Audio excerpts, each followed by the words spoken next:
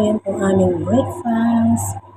Lunch na tayo ng fresh egg noodles. And lagyan natin ng soy sauce, sesame seeds, sesame oil, onion leaves, and strips of ginger. And lagay po natin ito guys. Tapos namin nilulog. Yan. Tapos namin nilulog.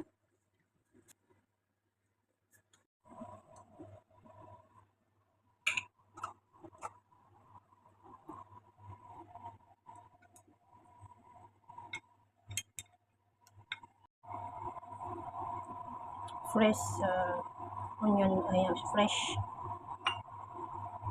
ginger.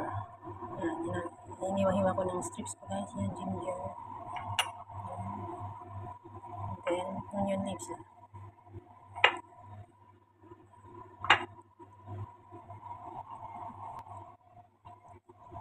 then, kunting sauce. Upstairs.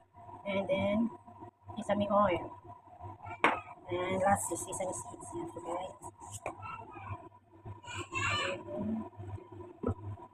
Soy sauce, sesame oil, and sesame seeds. Yan po guys. And ang aking guys. Kayo na pala sana.